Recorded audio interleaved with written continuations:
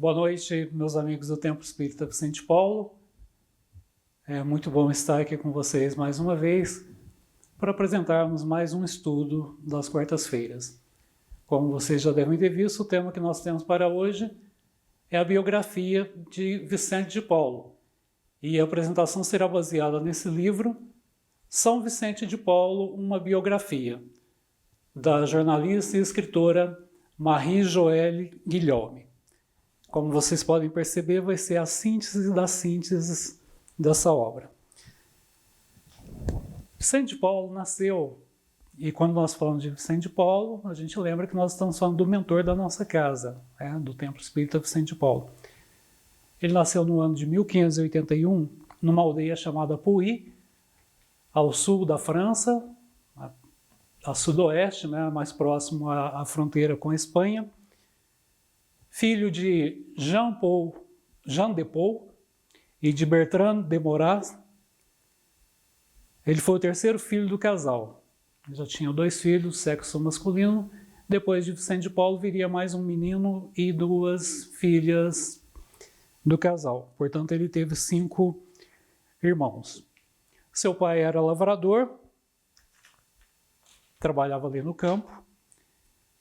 E aí Vicente de Paulo inicia os seus estudos aos 12 anos de idade, quando ele é colocado em um colégio interno daquela época, com muito sacrifício financeiro por parte do pai, que procurou dar todo o apoio para que Vicente de Paulo pudesse estudar.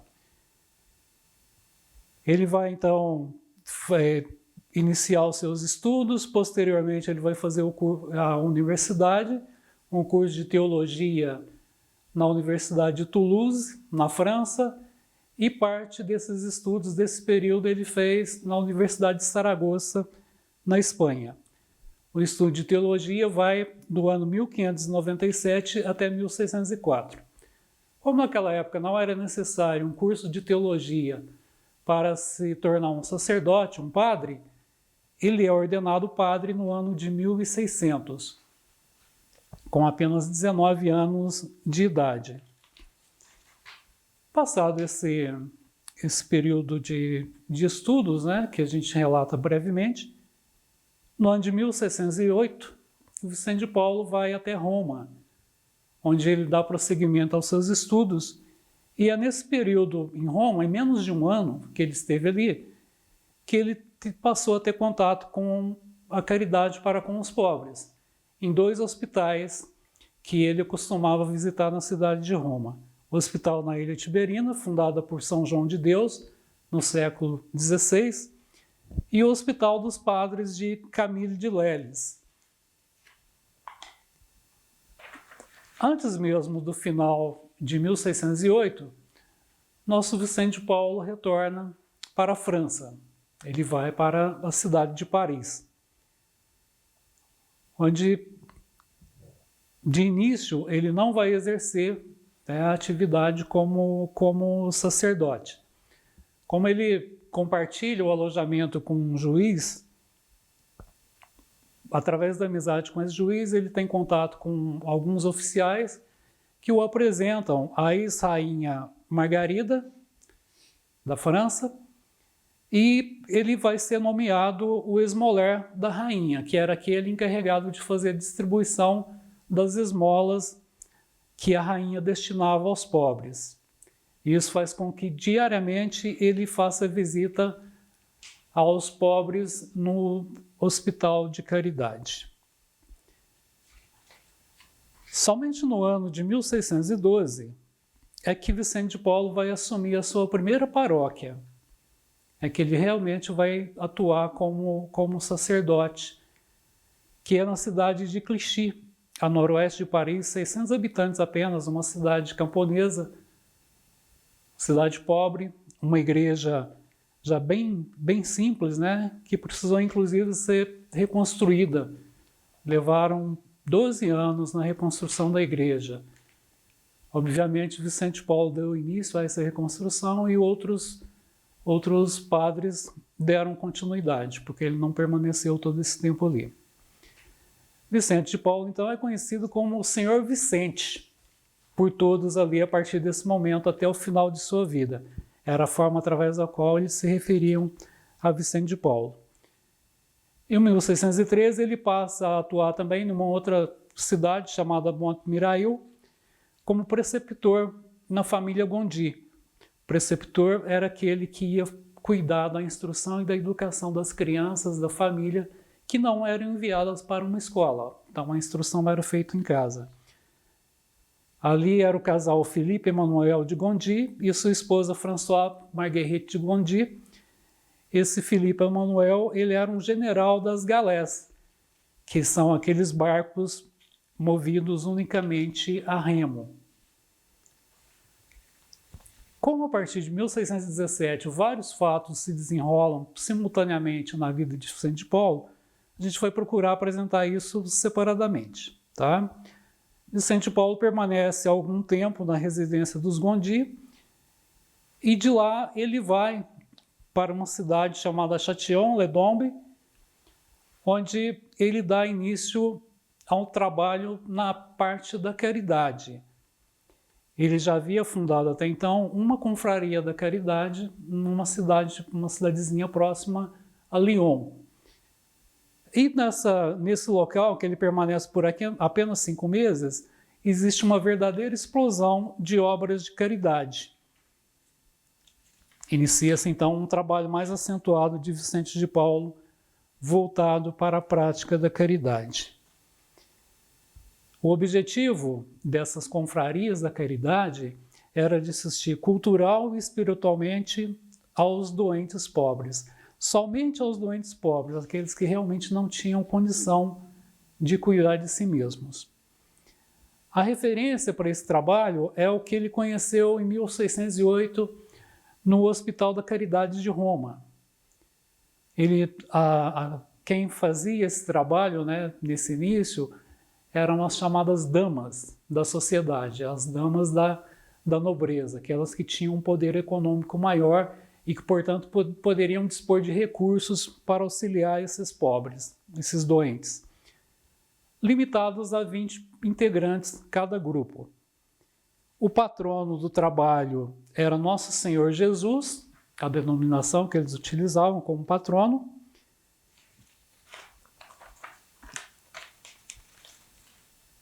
E com a fundação dessas confrarias da caridade, Vicente de Paulo entra, já a partir de então, ele entra para a história da França, porque é visto nesse trabalho das confrarias da caridade a primeira forma organizada de assistência social no país. Vicente de Paulo retorna à casa dos Gondi, só que dessa vez não mais como preceptor. Ali ele poderia se dedicar às chamadas missões e às obras da caridade. Como nós estamos falando de 1617, é importante a gente fazer um parênteses aqui rapidamente para falar do período de 1618 até 1659 na França, em que ocorreram diversas guerras. Nós tivemos a Guerra dos 30 Anos, de 1618 a 1648, envolvendo diversas nações europeias. Estima-se que morreu um total de 8 milhões de pessoas durante essas guerras. E a França foi envolvida em algumas situações, principalmente em disputas com a Alemanha, com os países nórdicos, e também a chamada Guerra das Frondas. Foram guerras civis ocorridas na França de 1648 a 1653, um verdadeiro, um dos maiores motins que a monarquia francesa viu se levantar contra ela. Não bastassem essas duas que eu já citei, nós tivemos também a chamada Guerra Franco-Espanhola, entre a França e a Espanha, no período de 1635 a 1659. Então isso é para poder mostrar para nós que o trabalho, o cenário no qual tudo aquilo que Vicente de Paulo fez dentro do cuidado para com os pobres foi dentro desse cenário terrível. Então, retornando à casa da família Gondi, com o apoio de Françoise Marguerite, que era a esposa do general, No ano de 1618, eles já fundam 3 confrarias da caridade. De 1618 a 1625, são criadas caridades em 34 paróquias naquela região. Então o trabalho vai se expandindo rapidamente. Vicente de Paulo era um incansável no trabalho da caridade. Além disso, como tinha os padres que pertenciam às chamadas missões, eles também são mobilizados para poder auxiliar nesse trabalho da criação das confrarias. Um episódio interessante para ilustrar como o Vicente de Paulo via essa situação. No ano de 1621, ele retornava da cidade de Marsella, que fica ao sul da França, no litoral, e passava dentro de uma cidadezinha chamada Mâcon. E ali ele deparou com um ambiente de mendicância muito forte, né? Tinha muitos pedintes ali na rua, muita violência entre eles. Ele resolveu parar uns dias ali naquela cidade para dar início a um trabalho, a uma nova confraria.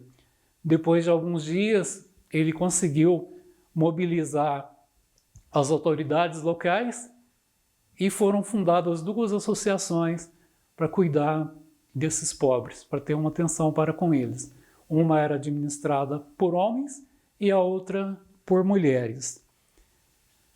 É interessante porque Vicente de Paulo conseguia conciliar a sua preocupação com relação aos pobres com a necessidade das autoridades, porque para as autoridades, até mesmo para a nobreza, não era nada interessante para eles aquela quantidade de mendigos, né, pelas ruas. Inclusive existiam decretos de prisões de mendigos na França, em toda a França. Então ele conseguia unir esses 2 aspectos, por isso que ele conseguia mobilizar esse pessoal que tinha um poder aquisitivo maior. A partir de 1618, ele tem uma nova atividade. Por influência do general Philippe Emmanuel, ele é nomeado capelão-geral das galés. As galés, como eu citei rapidamente há pouco, eram barcos, não chegavam a ser navios, que se utilizavam remos para poder mover essas embarcações, que não eram tão pequenas, eram inclusive utilizadas até para o comércio, para guerras. E quem fazia o trabalho ali de remador, né, de remadores, eram escravos, eram criminosos, presidiários. Era um trabalho forçado mesmo, o dos chamados galerianos. E Vicente de Paulo vai se dedicar ao cuidado para com essas pessoas. Ele não vai fazer um trabalho revolucionário no sentido de tentar acabar com essa atividade, mas sim de atenuar o sofrimento dessas pessoas. Por amor a eles, né, ao sofrimento deles, mas ao mesmo tempo Vicente de Paulo mantinha o respeito às autoridades.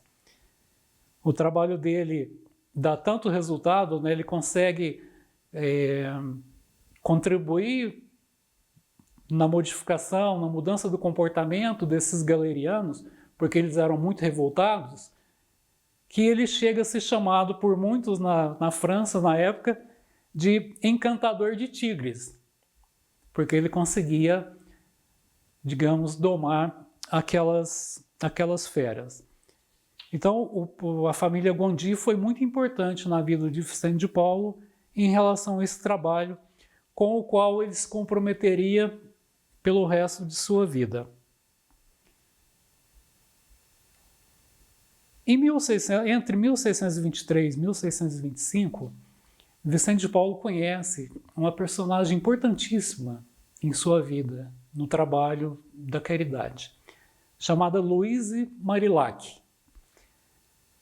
Ela havia ficado viúva, ainda jovem, tinha um filho e tinha uma vida de muito desânimo, muito medo, muita insegurança, melancolia. E ela é levada até Vicente de Paulo como para que ele seja o orientador espiritual dela. O padre, que até então era o seu orientador espiritual, não estava conseguindo resultados, encaminha até Vicente de Paulo. De início, nem ela nem Vicente de Paulo gostaram muito da ideia, mas deram seguimento. Uns 4 anos depois, Luiz Marilac começa a visitar as confrarias da caridade. Então ela começa a se integrar ao trabalho. Até que no ano de 1633, ela vem a participar da fundação do trabalho chamado Filhas da Caridade. E aos poucos Paris vai se enchendo das chamadas caridades, das confrarias. Entre 1630 e 1631, 15 paróquias passaram a ter essas confrarias da caridade. E aí, nesse período, e até 1633, além das guerras que eu já citei para vocês, surge também naquela região, né, de Paris, a peste. Então aumenta o sofrimento, mas o trabalho prossegue. Aliás, muito mais trabalho. Aquelas senhoras que participaram lá da fundação da primeira confraria, elas eram chamadas Damas da Caridade.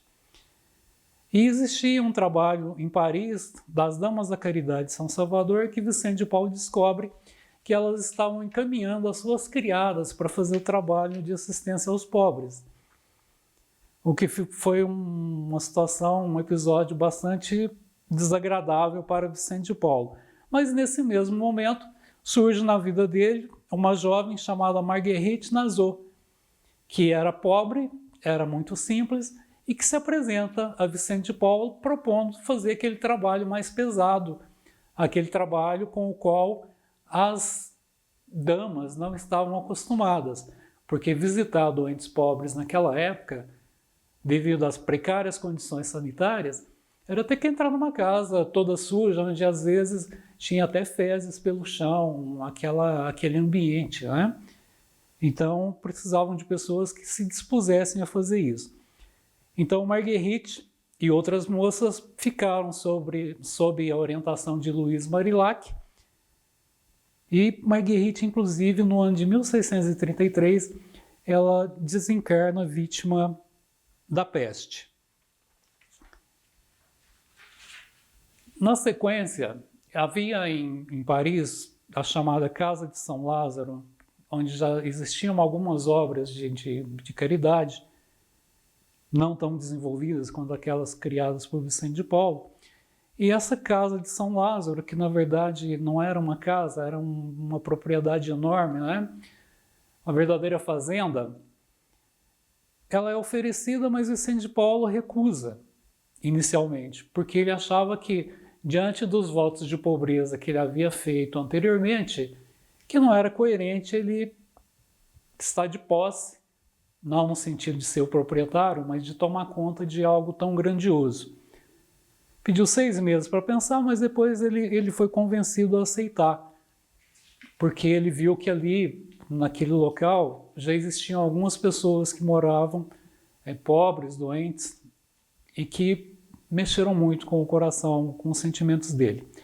Então, no período de 1633 a 1643, ou seja, dos seus 52 aos 62 anos de idade, Vicente de Paulo já era superior da Congregação da Missão, diretor de São Lázaro, superior das Filhas da Caridade, capelão-geral das Galés, superior da Visitação de Paris, diretor das Damas da Caridade do Hotel Dieu, que era um hospital, presidente da Conferência das Terças-Feiras e organizador e diretor das Confrarias da Caridade.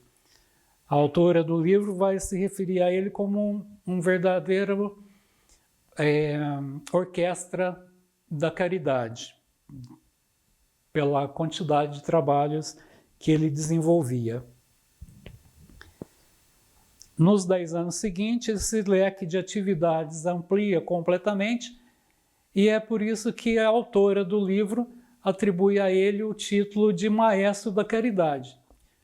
Porque ele regia todo esse trabalho, né? Ele não tinha como atuar diretamente em todos eles, apesar de que ele sempre procurou participar, sempre esteve presente junto a esses trabalhos. Algo que ele citava para as pessoas que participavam desse trabalho era: amemos a Deus, meus irmãos, amemos a Deus, mas que seja à custa de nossos braços, que seja com o suor de nossos rostos. Ou seja, que esse amor a Deus seja demonstrado através do trabalho. Uma disciplina impressionante. 3 horas de oração todo dia, 9 horas e meia de trabalho, 4 horas e meia para refeições e recreação e apenas 7 horas de repouso. A presença permanente junto aos pobres. Como que ele conseguia fazer tudo isso? Vicente Paulo sempre delegou. Quando era fundada uma confraria, ele delegava a responsabilidade para aquele grupo, que sempre tinha alguém como dirigente, para que houvesse autonomia, para que não houvesse dependência dele. Então ele era acionado quando precisava de alguns recursos ou de alguma intervenção apenas. No ano de 1633, ele vai se envolver com um trabalho de renovação eclesiástica, com a chamada Conferência das Terças-Feiras. Até então, os sacerdotes eram ordenados, né? Eles se tornavam padres, e a partir de então eles não mais estudavam. Aí um padre deu uma ideia para Vicente de Paulo: por que a gente não cria uma forma de retiros temporários, né? Para que nós possamos reunir esses sacerdotes e eles possam dar continuidade aos seus estudos, principalmente aos estudos voltados para a parte moral e para a parte das chamadas virtudes. E é aí que nasce a chamada Conferência das Terças-Feiras. Não só com a participação de religiosos, mas também de leigos. De 700 a 800 leigos por ano iam até São Lázaro para participar da Conferência das Terças-Feiras. Falando sobre as Damas da Caridade um pouquinho mais, ela destaca-se uma dama da caridade chamada Geneviève Fayet, que era viúva, conheceu Vicente Paulo no ano de 1633. E já no ano de 1634, ela criaria a Caridade do Hotel Dieu de Paris, após ter visitado por iniciativa própria esse local. Lembrando mais uma vez que quando a gente fala Hotel Dieu, nós estamos nos referindo a um hospital. Além disso, as Damas da Caridade assumiram também o encargo das crianças abandonadas, que a gente vai falar um pouquinho daqui a pouco, das esmolas nas províncias arruinadas pela guerra e mais adiante das doações aos prisioneiros, aos galerianos e aos escravos. Tudo isso com o apoio de Ana da Áustria, que era, num certo período, a esposa do rei Luís XIII e depois a viúva do rei, né, que ficou ali no seu lugar.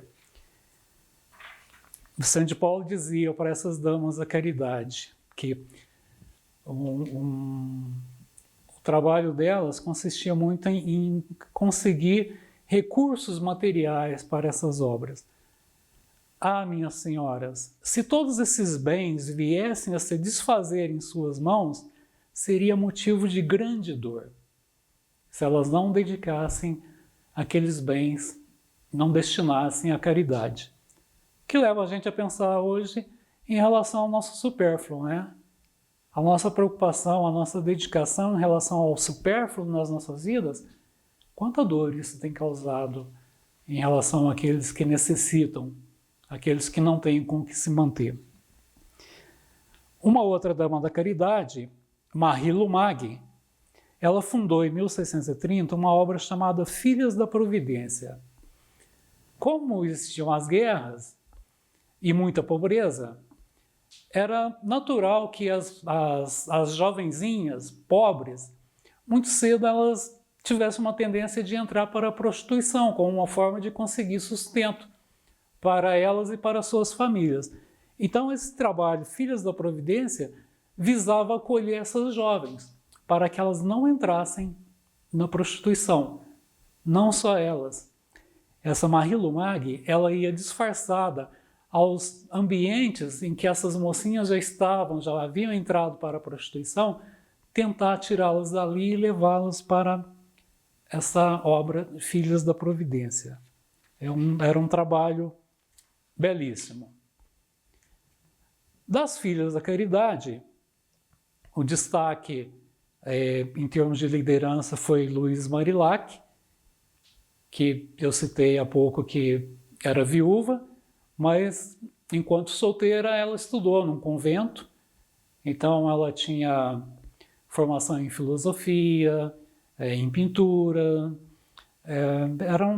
ela tinha um nível de escolaridade, de conhecimento muito interessante para a época, né? Por que confraria e não congregação, como a gente tem visto até agora, sempre falando confraria da caridade? E por que as Filhas da Caridade vai ser também chamada de confraria das Filhas da Caridade? Congregação era uma denominação que se dava às religiosas que ficavam na clausura. Então, para que, se Vicente de Paulo tentasse obter a aprovação da igreja para que as Filhas da Caridade fosse uma congregação, elas ficariam enclausuradas, elas não poderiam fazer um trabalho externo de visita aos pobres. Então é por isso que ele usa essa denominação.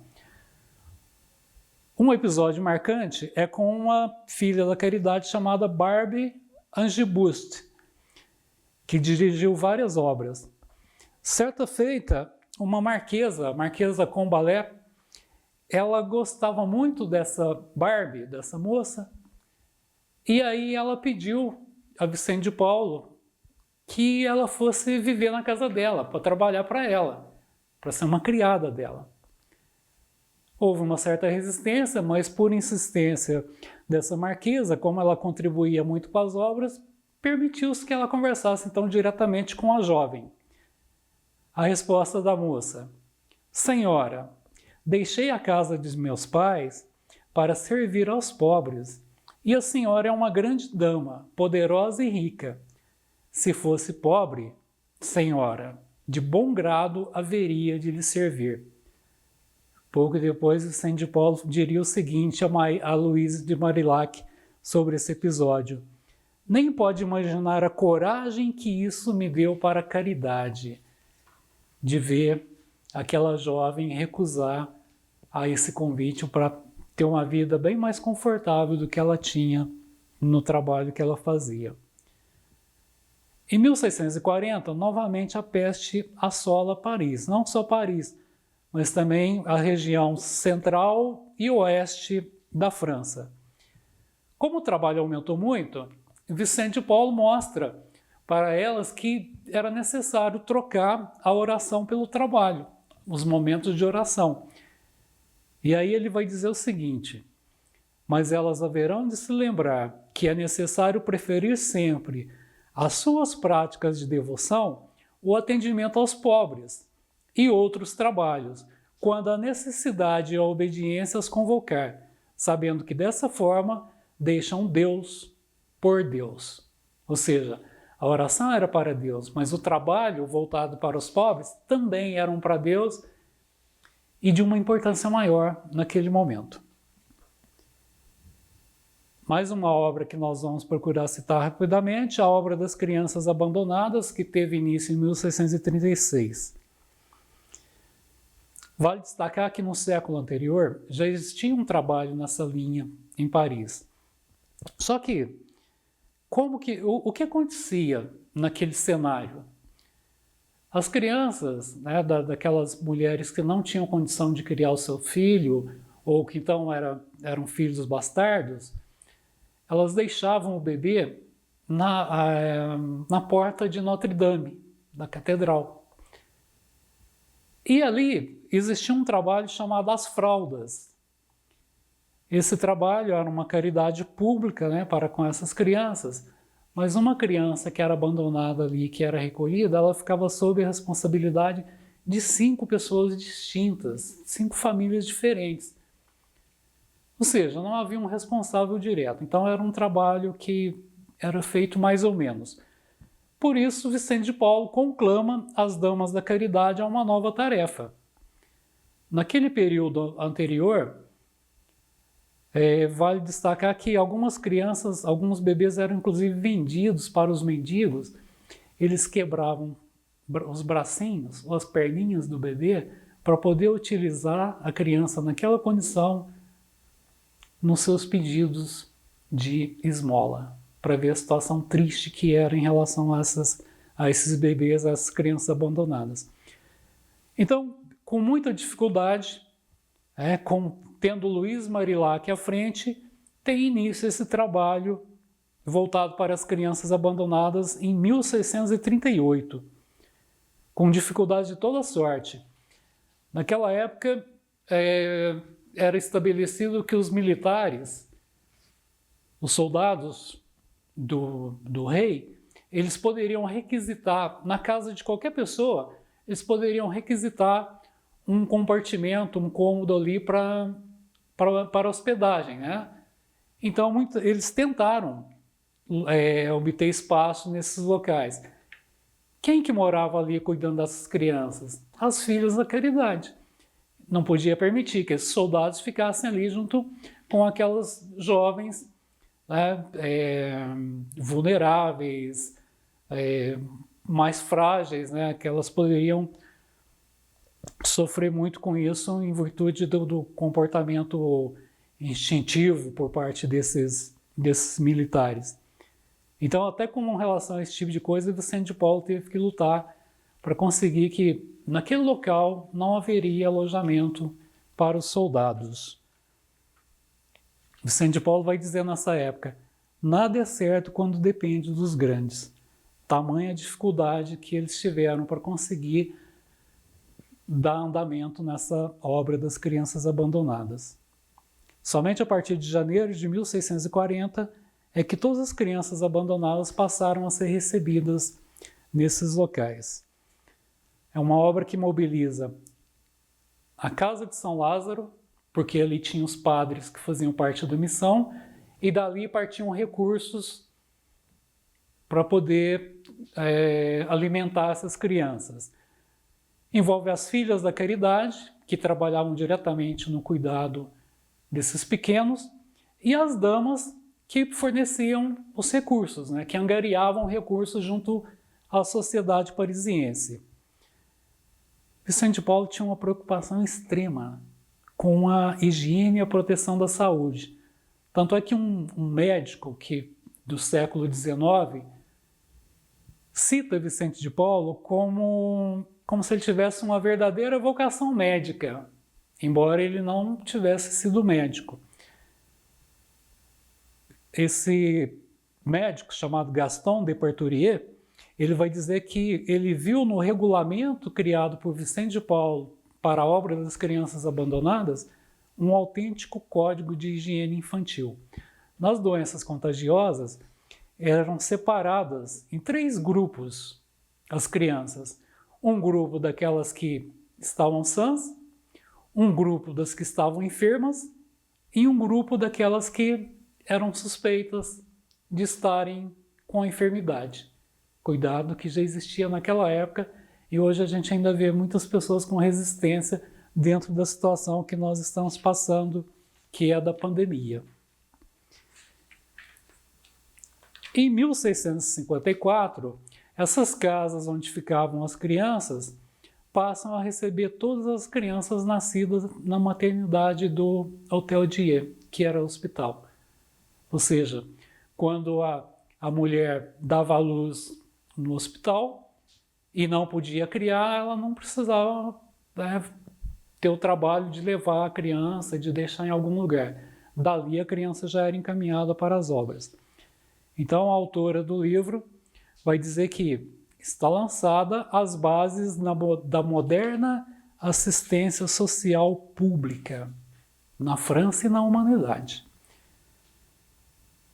Bom, eu citei sobre as guerras, né? Então, durante o período da Guerra dos 30 Anos, foi uma situação terrível, né? Na região de Lorena, por exemplo, haviam ali 6 exércitos lutando. E a missão, os padres, eles cuidavam dos pobres vitimados pela passagem dos exércitos. Era guerra, peste, fome, não só na região de Lorena, mas da Picardia, Champagne e Borgonha. Verdadeiros pesadelos apocalípticos aconteciam ali. E que, mais uma vez, vai fazer com que Gaston de Portorier, o médico do século XIX, fale sobre a vocação médica de Vicente de Paulo, porque ele tinha a preocupação de cuidar de todo tipo de doente naquela região. A autora vai citar que, inclusive, hoje, existe na humanidade, aliás, desde 1968, os chamados French Doctors, que são doutores franceses. Eles faziam parte da Cruz Vermelha e no ano de 1968, devido a uns problemas que aconteceram, eles saíram e denunciaram o genocídio que acontecia na região de Biafra, na África, por conta própria. E, posteriormente, em 1971, eles deram início ao trabalho dos Médicos Sem Fronteira, que a gente conhece tão bem hoje. Por que ela cita esses médicos?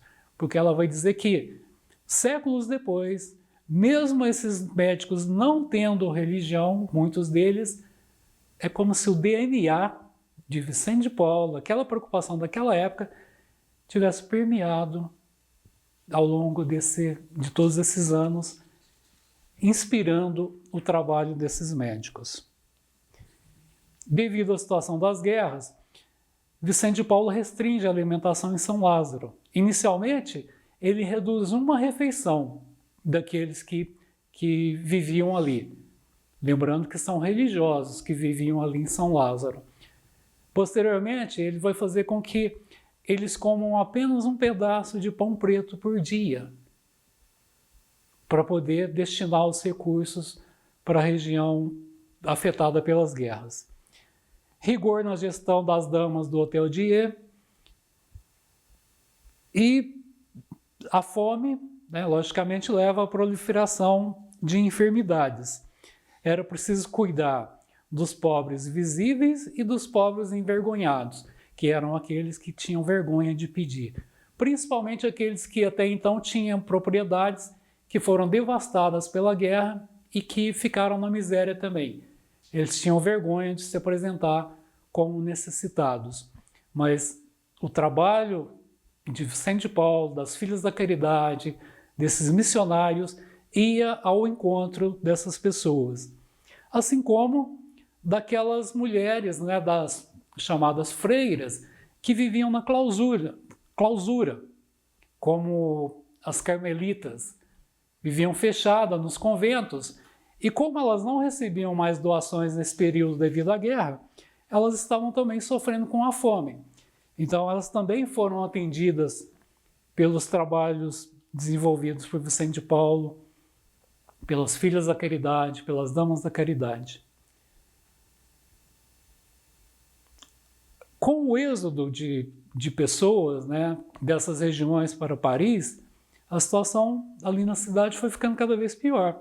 Então era necessário dar uma atenção aos mais fracos, às crianças, às mocinhas, e ao mesmo tempo enviar missionários, continuar enviando missionários para essas regiões para cuidar daquelas aldeias devastadas pelos exércitos que por ali passaram. Vicente de Paulo tinha autoridade moral, aliada à sua humildade, para conseguir atuar junto ao poder público, até mesmo para pedir proteção para essas pessoas que iam realizar o trabalho da caridade. Foram enviadas Filhas da Caridade para a região da Picardia e de Champagne. Vicente de Paulo esteve no local durante 6 meses, no final de 1650, início de 1651. Mais de 200 localidades foram visitadas nesse período. O cuidado que se tinha ali na época era até em relação aos mortos, porque os corpos ficavam estirados no campo, nas ruas, nas cidades, e eles cuidavam de enterrar esses corpos, de dar esse tratamento até para eles. Com muitas precauções higiênicas.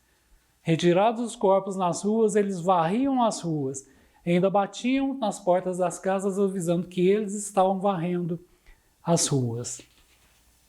Os homens de guerra atacavam esses socorristas. Vicente Paulo precisa recorrer à rainha pedindo proteção e consegue. Em 1651, a ajuda a essas províncias afetadas pela guerra já incluía a repartição de ferramentas agrícolas e grãos para a semeadura. Ou seja, deu alimento, cuidou da fome deles, agora vamos auxiliar para que eles possam se reerguer.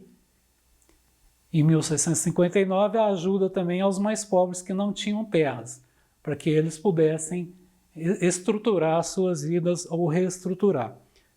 Um trabalho de tamanha envergadura que levou a um tenente-geral francês a enviar uma carta de agradecimento a Vicente de Paulo, na qual ele chamava Vicente de Paulo de o pai da pátria, por ter tido um cuidado tão grande com aqueles pobres, por ter salvo tanta gente da morte, tanto pela fome quanto pela doença.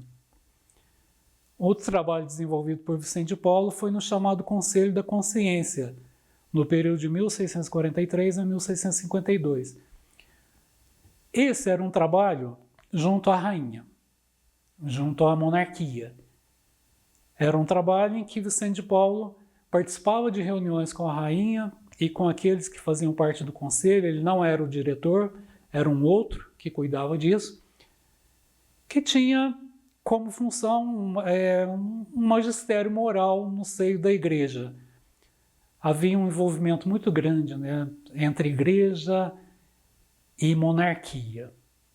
Então, muitas vezes, havia intervenção da monarquia junto a determinadas regiões, a determinadas paróquias da igreja.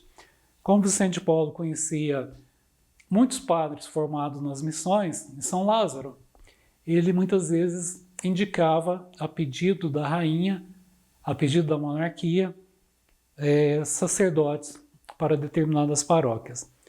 Assim como ajudava a corrigir os locais onde estavam sendo cometidos erros mais graves.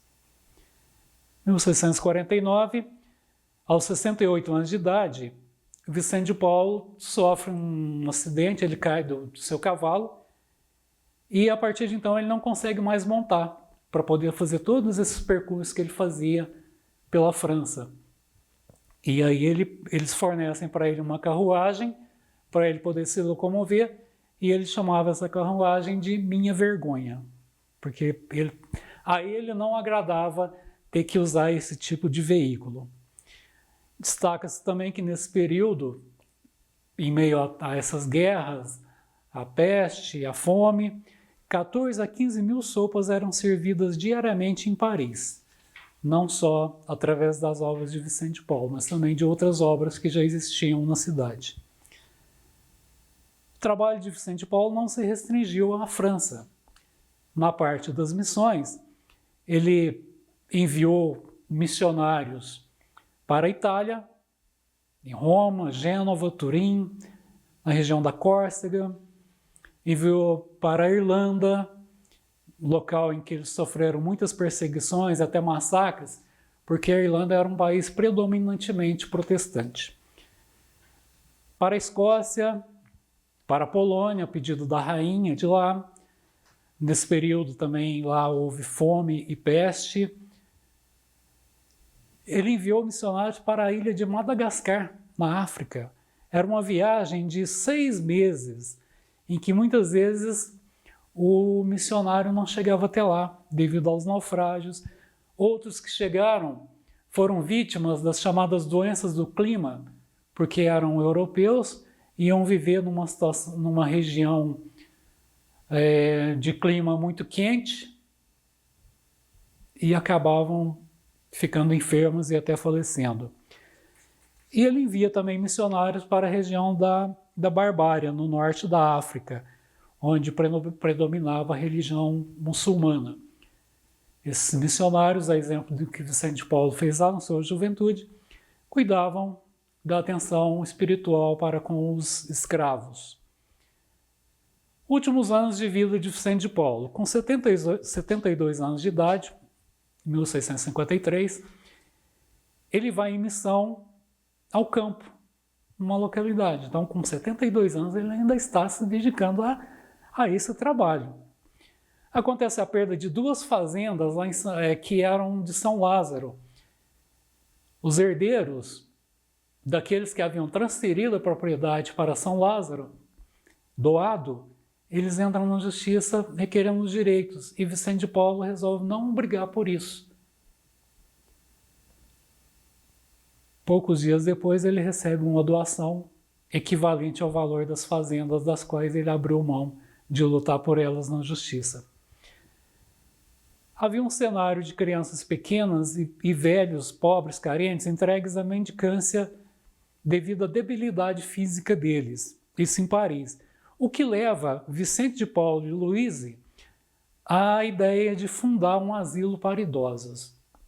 Aí era um asilo limitado a 40 pessoas, 20 homens, 20 mulheres. Ali eles poderiam trabalhar conforme as suas forças, tanto é que Luiz Marillac dá a ideia de que durante 6 meses eles levariam para lá operários de muito boa condição para poder ensinar os ofícios a esses idosos que estavam ali. Então, normalmente eram trabalhos artesanais. O trabalho tem início em março de 1653, chamava-se Nome de Jesus. A atitude de Vicente de Paulo em relação aos pobres jamais foi de assistencialismo. Tudo visava favorecer a autorresponsabilidade do pobre. Só aquele doente, sem nenhuma condição, é que era totalmente assistido, atendido em suas necessidades, mas aqueles que podiam desenvolver algum trabalho, eles eram levados a fazer isso, eles eram motivados a exercer esse tipo de trabalho. Esse asilo, essa nova obra teve um resultado tão positivo que se reservavam vagas com antecedência nesse local. Ressurgiu também a ideia de um hospital geral em Paris, que era uma ideia bem antiga, ligado ao problema recorrente da mendicância. Já no período de 1640, 1/5 da população de Paris era de mendigos. 40 mil pessoas, numa cidade de 200 mil habitantes. Se nós pensarmos no caso de Franca, equivaleria a gente dizer Franca 300 mil habitantes, equivaleria nós termos em Franca 60 mil mendigos pela cidade. Vicente de Paulo se preocupava, porque Paris era uma verdadeira esponja da França, tanto no que diz respeito às riquezas, porque a sede da monarquia era em Paris, então as riquezas, através dos impostos, vinham para a cidade, mas também atraía a pobreza dessas regiões em que eram devastadas pela guerra, pela miséria. Citando rapidamente alguns números da vida de Vicente de Paulo. Entre 1628 a 1660, de 13 a 14 mil ordenandos tinham participado dos exercícios em São Lázaro. Aqui nós estamos falando de religiosos e leigos. Só a Casa de São Lázaro realizara 1 milhar de missões pelo país.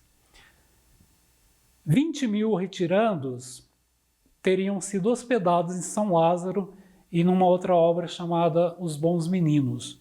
Esses retirandos eram aqueles que vinham fugindo das guerras do interior do país. Cerca de 10 mil crianças teriam sido livradas da morte pela fome. Centenas de milhares de pobres haviam sido socorridos.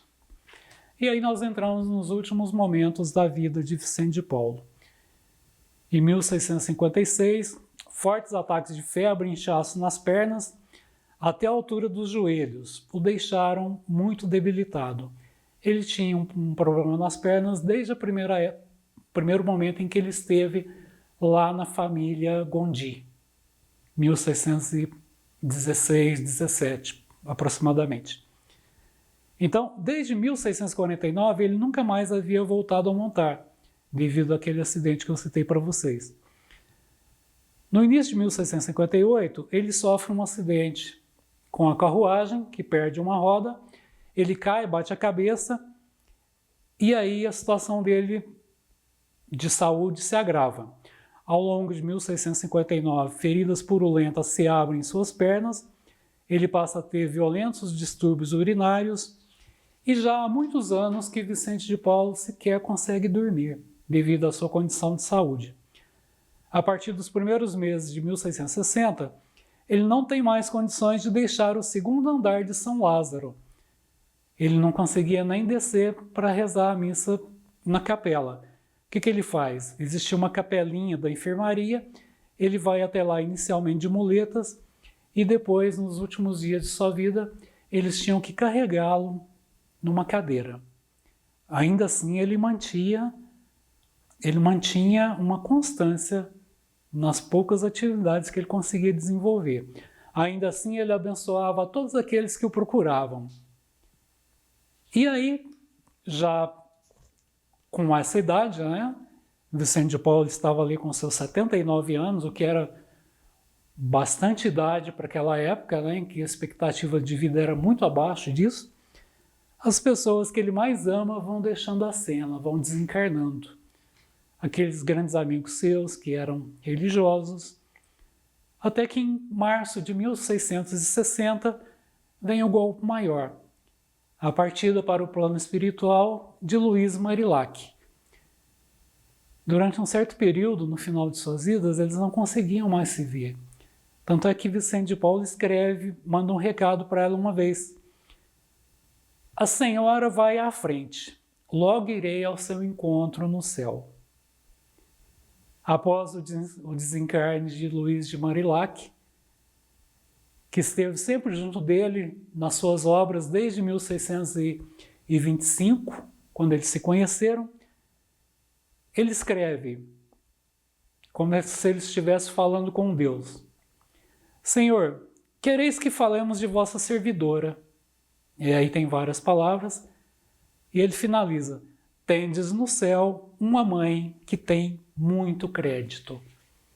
É claro que aqui ele se refere a ela como mãe não apenas do único filho biológico que ela teve, mas de todos os filhos pobres dos quais ela cuidou ao longo de sua vida.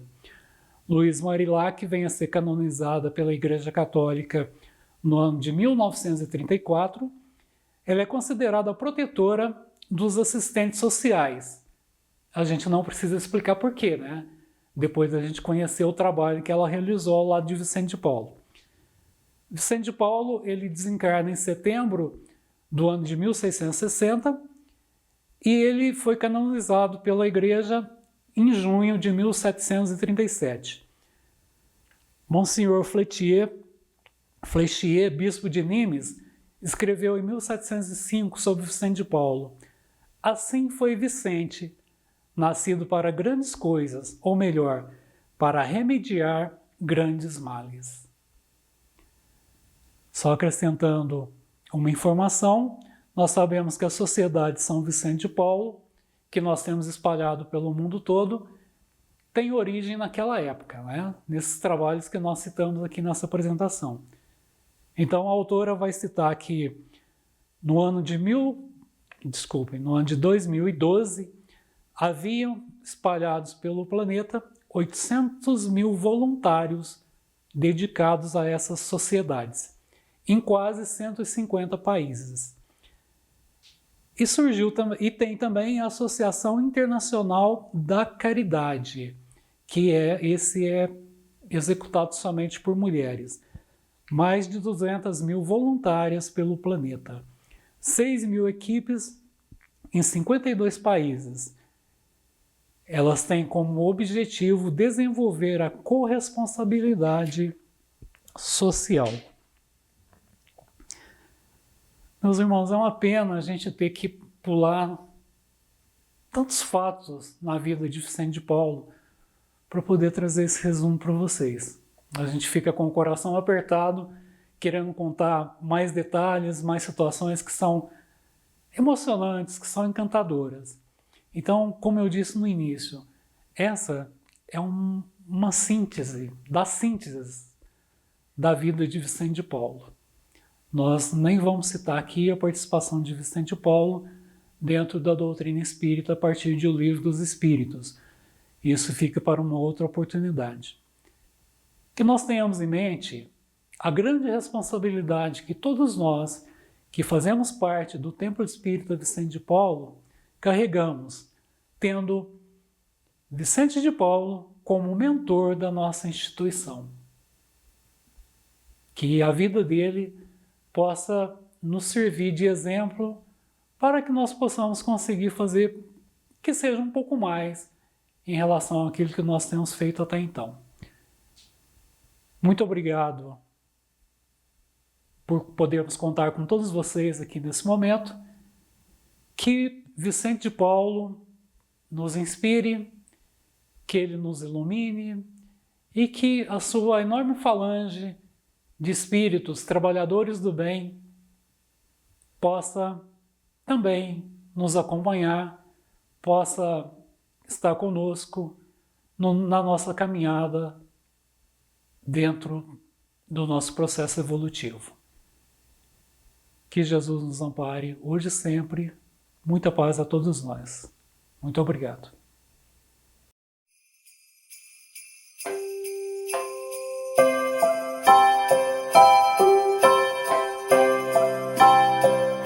Jesus nasceu.